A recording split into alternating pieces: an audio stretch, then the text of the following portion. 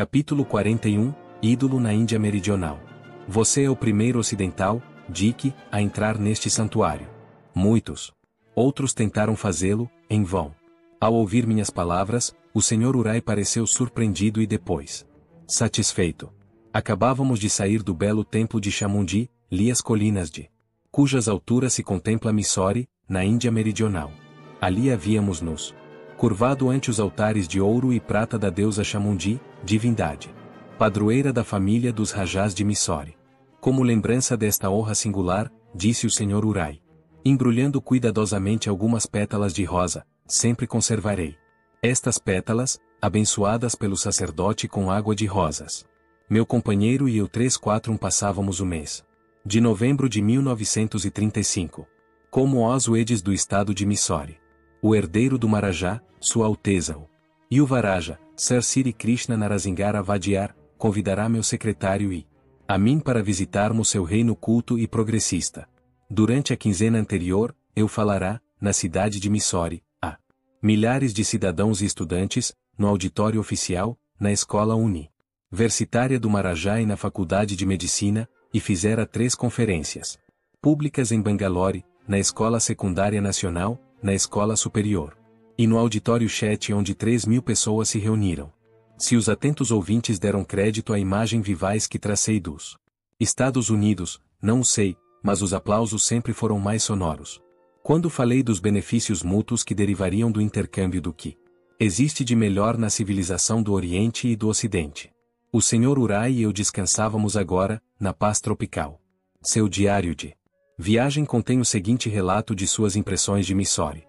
Muitos instantes de arrebatamento tivemos ao contemplar, quase absortos, a sempre cambiante tela do pintor divino, estendida pelo firmamento, pois somente o pincel de Deus é capaz de produzir cores que vibram com o frescor da vida. Essa juventude de cores se perde quando o homem procura imitá-lo com meras tintas, pois o Senhor recorre a um meio mais singelo e eficiente, nem óleos nem corantes, mas simples raios de luz. Atira ele um borrão de luz aqui, e surgem reflexos do vermelho, agita seu pincel novamente e a cor tinge-se gradativamente de alaranjado e ouro. A seguir, impulsiva e penetrantemente, ele apunhala as nuvens com uma pincelada de púrpura que deixa um anel ou franja escarlate gotejando da ferida, e assim, ele continua sem pausas, de madrugada e ao crepúsculo. Oh! Seu jogo, sempre cambiante, sempre novo, sempre vivo, nenhuma reprodução, nenhum modelo, nenhum matiz é sempre o mesmo. A beleza das transformações do dia para a noite e da noite para o dia, na Índia, não tem paralelo em nenhuma outra parte do mundo. O céu apresenta-se frequentemente, como se Deus houvesse retirado todas as cores de sua paleta e as houvesse atirado, num gesto poderoso e caleidoscópico, pelo firmamento afora. Devo relatar o esplendor de uma visita, à luz das primeiras estrelas, à enorme represa de Krisharaja Sagar 342, a 19 quilômetros da cidade de Mysore. Yoganandaji e eu alugamos uma perua e acompanhados por um mocinho, que faria as vezes de ajudante de mecânico ou substituto da bateria, partimos por uma suave estrada de terra, exatamente quando o sol se punha, espremido no horizonte como um tomate maduro. Nosso trajeto nos levou, passados os infalíveis campos quadrangulares de arroz, a cruzar uma plantação de acolhedoras figueiras de Bengala, entre coqueiros altíssimos. A vegetação era, de todos os lados, tão densa quanto uma selva. Chegando ao alto de uma colina, contemplamos a represa, um imenso lago artificial onde se refletiam as estrelas, as palmeiras e o arvoredo de suas margens, circundavam-na belos jardins terraceados e fileiras de lâmpadas elétricas. Ao pé da barragem da represa, vimos um deslumbrante espetáculo. Fontes parecidas a géiseres, cujas águas coloridas recordavam jorros de tintas brilhantes, cascatas esplendidamente azuis, vermelhas, verdes e amarelas, e majestosos elefantes de pedra esguichando água. A represa. Suas fontes luminosas lembravam-me as da Feira Mundial de Chicago, em 1933, destaca-se, por sua modernidade, numa veneranda terra de campos de arroz e gente simples. Os indianos nos deram uma acolhida tão carinhosa que, receio, será necessário mais que o meu poder e veemência para levar Yoganandaji de volta aos Estados Unidos. Outro raro privilégio, meu primeiro percurso em elefante. Ontem, o Yuvaraja nos convidou, em seu palácio de verão, a dar um passeio no dorso de um de seus elefantes, um enorme animal. Subi por uma escadinha que se destina a trepar até a ouda, cela em forma de caixa, revestida por um acolchoado de seda, e adiante. Aos trancos e barrancos, sacudido de todo o jeito dentro da caixa, conforme as depressões do terreno, excessivamente emocionado para exclamações, ou preocupações, mas agarrando-me com todas as forças para conservar a própria vida. A Índia Meridional, rica em ruínas históricas e arqueológicas, é uma terra de encanto definido, contudo, indefinível. Ao norte de Mysore situa-se Hyderabad, pitoresco altiplano cortado pelo caudaloso rio Godavari. Encontram-se ali planícies extensas e férteis, as belas montanhas azuis ou Nilgiris, e regiões com estéreis colinas de pedra calcária ou de granito. Longa e colorida é a história de Hyderabad, começando há 3.000 anos sob o domínio dos reis Andhra, e continuando sob as dinastias hindus até 1294. Depois de Cristo, quando a região passou a uma linhagem de governantes muçulmanos. A mais empolgante exposição de arquitetura, escultura e pintura de toda a Índia localiza-se em Hyderabad, nas antigas cavernas de rocha esculpida, de Ellora e Ajanta. Em Ellora, o Kailasa, enorme templo monolítico, possui figuras entalhadas de deuses, de homens e animais, nas estupendas proporções de um Miguel Ângelo. Ajanta é sede de 25 mosteiros e 5 catedrais, todos escavados na própria rocha e sustentados por extraordinárias colunas, em cujos afrescos, artistas e escultores imortalizaram seu gênio. Embelezam a cidade de Hyderabad, a Universidade de Osmania e a imponente mesquita Mecca Masjid, onde 10.000 muçulmanos se reúnem para a oração.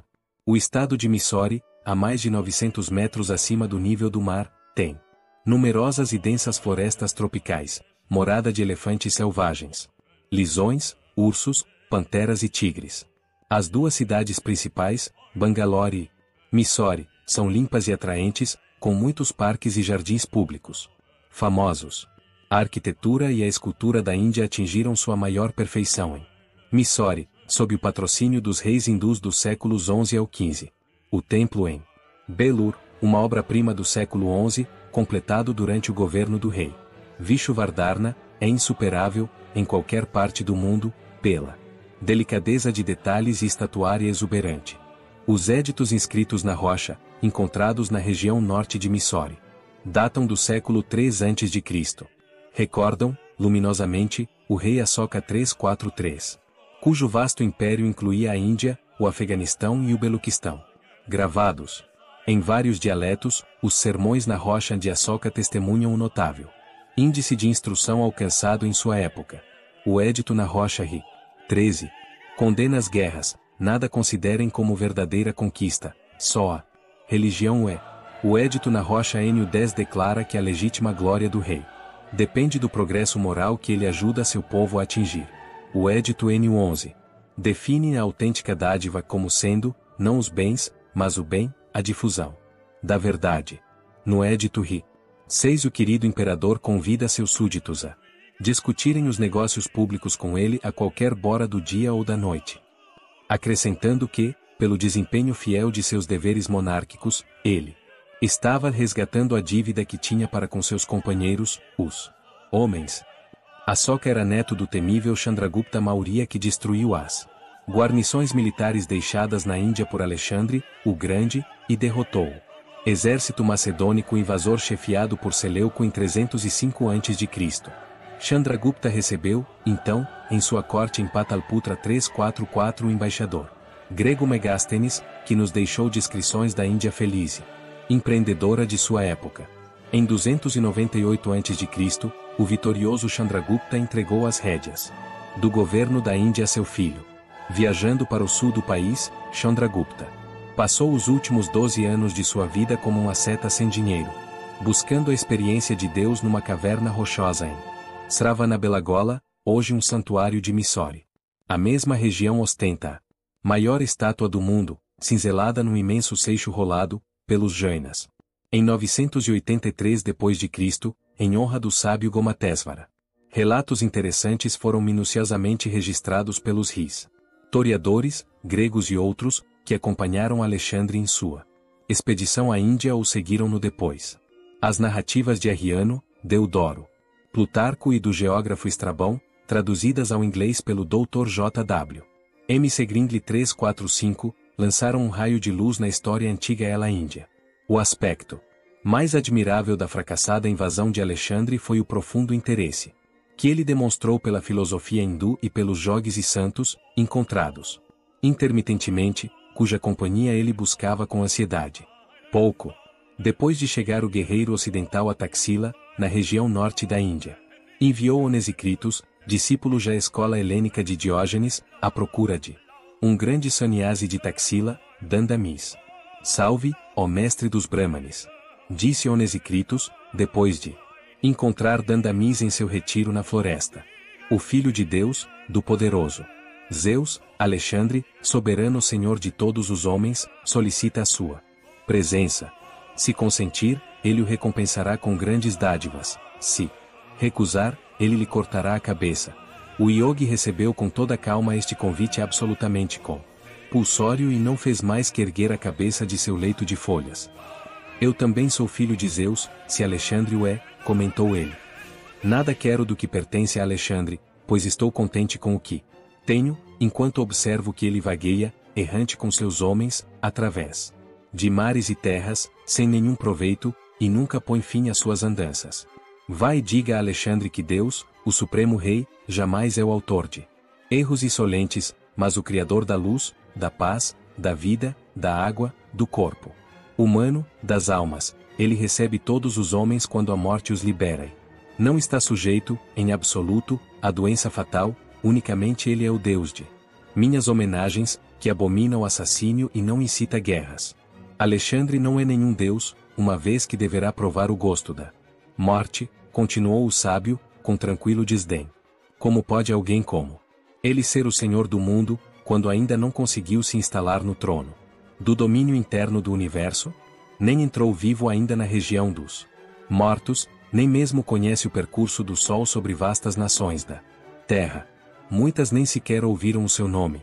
Após este castigo, sem dúvida, o mais cáustico dos que investiram contra os ouvidos do Senhor do mundo, o sábio acrescentou itonicamente: se os domínios atuais de Alexandre não são bastante espaçosos para os seus desejos, que ele atravesse o Ganges, ali encontrará um país capaz de sustentar todos os seus homens 3, 4, 6. As dádivas que Alexandre promete são inúteis para mim, continuou Dandamis. O que eu aprecio e tem real valor são árvores, que constituem meu abrigo, plantas viçosas que me fornecem o alimento diário, água que me sacia a sede. Bens acumulados com preocupação e ansiedade tendem a revelar-se ruinosos aqueles que os ajuntaram, produzindo somente a tristeza e a vergonha que afligem tantos homens não iluminados. Quanto a mim, deito-me sobre folhas na selva, e nada possuindo para guardar, fecho os olhos em sono tranquilo, ao passo que, se tivesse algo de valor para o mundo, esse peso me tiraria o sono. A terra me fornece tudo o que preciso, semelhante à mãe que amamenta o filho. Vou aonde quero, não onerado por cuidados materiais. Se Alexandre me cortar a cabeça, não poderá também destruir minha alma. Minha cabeça, então silenciosa, e meu corpo, como um traje rasgado, permanecerão na terra, donde seus elementos químicos foram extraídos. Eu, então, vindo a ser espírito, subirei a Deus. A todos nós ele enclausurou na carne, e nos colocou na terra para verificar se, aqui embaixo, viveríamos em obediência aos seus mandamentos, e ele nos exigirá, ao partirmos daqui, a prestação de contas de nossas vidas. Ele é o juiz de todo o mal praticado. Os queixumes do oprimido ordenam a punição do opressor. Deixe que Alexandre aterrorize com ameaças os homens que ambicionam riquezas e temem a morte. Contra os Brahmanes, suas armas são inofensivas, nós nem amamos o ouro nem receamos a morte. Vá, pois, e diga a Alexandre isto: Dandamis não precisa das suas ninharias e por isso não irá, e se Alexandre quer alguma coisa de Dandamis, que venha ele mesmo até aqui. Onesicritos transmitiu devidamente a mensagem, Alexandre ouviu-a com atenção concentrada e sentiu, mais forte que nunca, o desejo de ver Dandamis, reconhecendo neste, apesar de velho e nu, alguém que lhe era superior, único antagonista invencível do conquistador de numerosas nações. Alexandre convidou, para virem a Taxila, vários ascetas brâmanes, famosos por sua habilidade em responder a questões filosóficas com sabedoria de oráculo. Plutarco dá uma relação dessas escaramuças verbais. O próprio Alexandre formulou todas as perguntas. Quem são mais numerosos, os vivos ou os mortos? Os vivos, pois os mortos não existem. Quem dá nascimento aos maiores animais, o mar ou a terra? A terra, pois o mar é somente uma parte dela. Qual é a mais inteligente das feras? Aquela que o homem ainda não conhece. O homem teme-o desconhecido. O que existiu primeiro, o dia ou a noite? O dia, surgindo um dia antes. Esta resposta fez que Alexandre traísse a sua surpresa. O Brahmane acrescentou: perguntas impossíveis exigem respostas impossíveis. Qual o melhor modo de um homem se fazer amado? Um homem será amado se, de posse de um grande poder, não se fizer temido. Como pode um homem tornar-se um Deus? 347, fazendo o que é impossível que um homem faça. Que é mais forte, a vida ou a morte? A vida, porque carrega tantos males. Alexandre conseguiu levar da Índia, como seu instrutor, um verdadeiro yogi. Este homem era Kaliana, Swamis Finis, chamado Kalanos pelos gregos. O sábio acompanhou Alexandre à Pérsia. Em dia previamente determinado, em Susa, na Pérsia, Kalanos desfez-se de seu velho corpo, subindo a uma pira fúnebre, à vista de todo o exército macedônico. Os historiadores recordam o assombro dos soldados ao observarem que o yogi não temia a dor nem a morte, nem uma só vez ele se moveu de sua posição, enquanto era consumido pelas chamas. Antes de partir para a cremação, Kalanos abraçara muitos de seus companheiros mais íntimos, mas abstivera-se de dar adeus a Alexandre, a quem o santo hindu disse: simplesmente, vê-lo-ei mais tarde, em Babilônia. Alexandre deixou a Pérsia, e 1 ano mais tarde, morreu em Babilônia. A profecia do guru indiano fora uma declaração de eterna presença, de que ele estaria com Alexandre na vida e na morte. Os historiadores gregos nos deixaram muitas descrições, vívidas e inspiradoras, da sociedade hindu.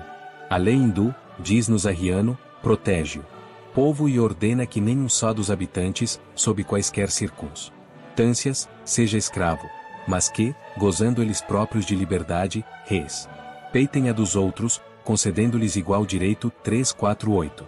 Os hindus, prossegue outro texto, nem emprestam dinheiro a juros, nem sabem como pedi-lo emprestado. É contrário aos usos estabelecidos que um hindu pratique uma fraude ou dela seja vítima. Por isso, eles nem fazem contratos nem exigem fiadores. A cura, segundo nos informam, era obtida por meios simples e naturais. Efetuam-se curas mais pelo regime alimentar metódico que pelo uso de medicamentos. Os remédios mais apreciados são ungüentos e emplastros. Todos os outros são considerados perniciosos. A obrigação de servir na guerra restringia-se aos kshatriyas, casta militar. Nem mesmo um inimigo, ao deparar com um lavrador trabalhando em seu campo, lhe faria qualquer mal, pois os homens da classe agrícola são considerados benfeitores públicos e protegidos contra qualquer dano. A terra, assim garantida contra as devastações e a pilhagem, e produzindo abundantes colheitas, fornece aos habitantes os recursos para tornar agradável a vida. Os santuários, ubicos em Mysore, lembram constantemente muitos grandes santos da Índia meridional. Um destes mestres, Tayumanavatar, deixou-nos o seguinte poema que é um desafio. Você pode controlar um elefante enlouquecido, pode fechar a boca do urso e do tigre, cavalgar um leão e brincar com uma serpente, por meio da alquimia, ganhar o seu sustento, pode vagar incógnito pelo universo, dos deuses, fazer vassalos, conservar-se eternamente jovem, pode caminhar sobre a água e viver no fogo, mas é melhor governar sua mente, é muito mais difícil. No belo e fecundo estado de Travancore, no extremo sul da Índia, onde o tráfego se faz em rios e canais, o Marajá cumpre todos os anos o compromisso hereditário de expiar os pecados oriundos da anexação à mão armada, em tempos idos, de vários pequeninos estados ao de Travancore. Durante 56 dias anualmente, o Maharaja visita o templo 3 vezes por dia. Para ouvir hinos e recitativos védicos, a cerimônia de expiação termina com o Lakshadipam ou a iluminação do templo por 100.000 luzes. A presidência 349 de Madras, na costa sudeste da Índia, apresenta a plana e ampla cidade de Madras, cingida pelo mar, e Conjeveram, a cidade de ouro, capital da dinastia Pallava cujos reis governaram durante os primeiros séculos da era cristã. Na moderna presidência de Madras, os ideais de não-violência do Mahatma Gandhi fizeram grande progresso. Os gorros de Gandhi, que se distinguem por sua brancura, são vistos em toda parte.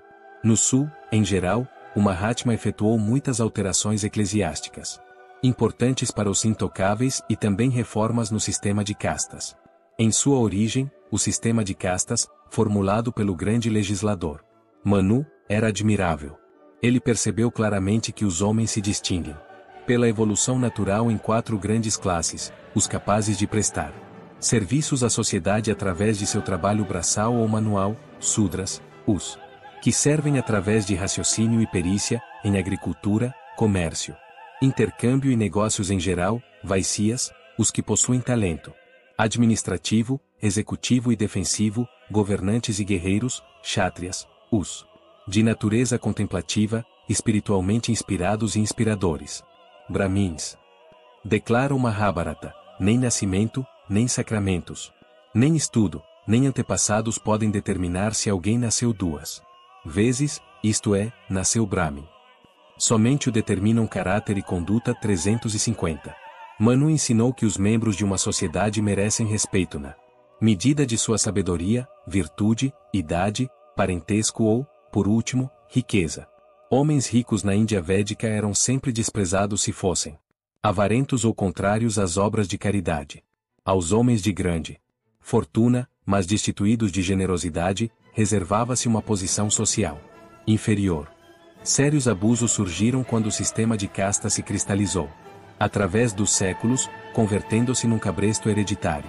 A Índia, nação soberana desde 1947, progride, com vagar mas com segurança, na restauração dos antigos valores de casta, baseados unicamente na qualificação natural e não no nascimento. Toda nação na Terra luta com karma de injustiças sociais que lhe é particular e que deve esgotar honrosamente. A Índia, com seu espírito invulnerável e versátil, enfrenta dignamente a sua tarefa de reformar as castas. Tão fascinante é a Índia meridional que o Sr. Urai e eu ansiávamos prolongar nosso idílio. Mas o tempo, em sua rudeza imemorial, não teve a cortesia de dilatar nossa permanência ali. Fui incluído entre os que falariam na sessão final do Congresso Filosófico Indiano, na Universidade de Calcutá. Ao término de minha visita a Mysore, tive o prazer de conversar com Sri C. V. Rama, presidente da Academia Hindu de Ciências. Este brilhante físico indiano recebeu o Prêmio Nobel em 1930, por sua importante descoberta do efeito Raman na difusão da luz. Com um gesto de adeus relutante à multidão de discípulos e amigos em Madras, o Sr. Urai e eu empreendemos a partida. Em caminho, detivermo-nos num pequeno santuário consagrado à memória de Sadasiva Brahman 351, cuja vida decorreu no século XVIII, repleta de milagres. Um outro e maior santuário a Sadasiva, erigido pelo Rajá de Pudukkottai, em Nerur, é um lugar de peregrinação que testemunhou muitas curas divinas. Sucessivos governantes de Pudukkottai vêm conservando, como tesouro sacrossanto, as instruções religiosas que Sadasiva escreveu em 1750, para a orientação do príncipe reinante. Muitas e estranhas histórias sobre Sadasiva, um mestre querido e completamente iluminado, ainda são contadas pelos habitantes das aldeias da Índia meridional. Certo dia, viram Sadasiva, em Samadhi, à margem do rio Kaveri, ser arrastado por uma enchente repentina. Semanas depois, descobriram-no enterrado profundamente sob espessa camada de lodo, perto de Kodumudi no distrito de Coimbatore. Quando as pás dos habitantes da aldeia lhe golpearam o corpo, o santo ergueu-se e afastou-se, lépido. Sadasiva tornou-se um muni, santo silencioso, depois de seu guru ter repreendido por derrotar categoricamente, em discussão dialética, um erudito em Vedanta, mais idoso. Quando um jovem como você aprenderá a refrear a língua? Comentar o Guru. A partir deste momento, com sua bênção, o Guru de Sadasiva foi Swami Pararnasivendra Saraswati, autor de Dara Vidya Prakasika e um profundo comentarista do Uttara Gita. Certos homens mundanos, ofendidos porque Sadasiva, inebriado com Deus, era visto frequentemente a dançar sem decoro nas ruas, levaram suas queixas ao erudito Guru. Senhor, declararam eles, Sadasiva não passa de um louco. Mas Paramasivendra, sorrindo alegremente, exclamou, se ao menos os outros tivessem a mesma loucura. Manifestações numerosas, estranhas e belas, da mão interveniente, assinalaram a vida de Sadasiva. Muita injustiça aparente existe neste imundo, mas os devotos de Deus dão testemunho dos inúmeros casos em que sua justiça foi imediata. Uma noite, Sadasiva, em Samadhi, parou junto ao celeiro de um rico chefe de família. 3 criados, de sentinela contra os ladrões, ergueram suas varas para golpear o santo. Seus braços, porém, ficaram imobilizados. Como estátuas, os braços para cima o trio permaneceu compondo um excepcional quadro vivo, até a partida de Sadasiva, pela madrugada. Em outra ocasião, o grande mestre foi rudemente forçado a participar de um serviço, por um capataz que por ali passava e cujos trabalhadores carregavam combustível.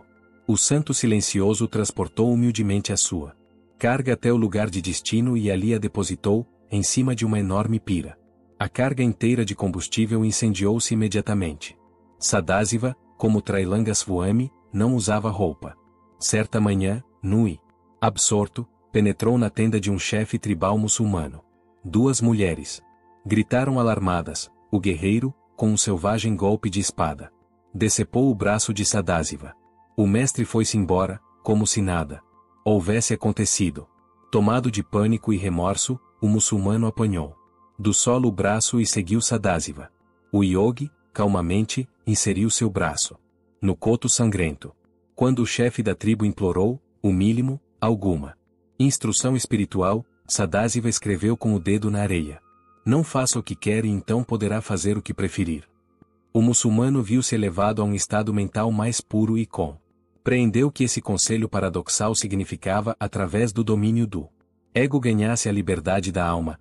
Tão grande foi o impacto espiritual daquelas poucas palavras que o guerreiro se tornou um discípulo digno de Sadasiva. Seus conhecidos anteriores não mais o reconheceram. As crianças da aldeia expressaram, certa vez diante de Sadasiva, o desejo de assistir a um festival religioso em Madura, a 240 quilômetros de distância. O yogi fez um gesto aos pequenos para que tocassem o seu corpo. Instantaneamente, o grupo inteiro foi transportado a Madura.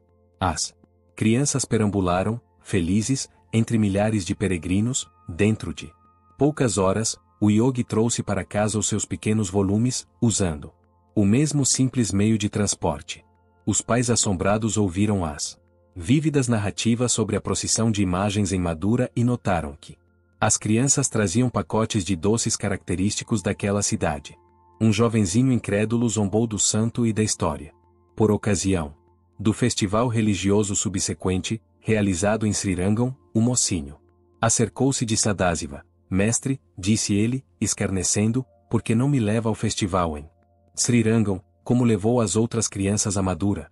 Sadasiva aqueceu, o jovenzinho encontrou-se imediatamente entre a multidão da distante cidade. Mas, ai! Quando o adolescente quis regressar, onde estava o santo? O fatigado rapazinho voltou a seu lar pelo método prosaico da locomoção a pé. Antes de deixarmos a Índia Meridional, o Sr. Urai e eu fizemos uma peregrinação à colina sagrada de Arunachala, perto de Tiruvannamalai, para nos encontrarmos com Sri Ramana Maharishi. Em seu ashram, o sábio nos acolheu afetuosamente e assinalou, com o dedo, uma pilha de revistas. East e West. Durante as horas que passamos com o Maharishi e seus discípulos, ele permaneceu silencioso, sua face amena irradiando amor e sabedoria divinos, para ajudar a sofredora humanidade a reconquistar seu esquecido estado de perfeição. Sri Ramana ensina a formular, sem pausas, esta pergunta: quem sou eu? Indiscutivelmente, a grande interrogação. Rejeitando com rigor todos os outros pensamentos, o devoto cedo descobre que está se aprofundando cada vez mais em seu verdadeiro ser, e deixam de surgir os desvios e perplexidades de outras reflexões. O iluminado sábio da Índia Meridional escreveu: dualidades e trindades em algo estão dependuradas. Sem suporte é que nunca aparecem. Encontrem que se agarram, elas se soltam e tombam. Existe a verdade. Quem a vê, nunca titubeia.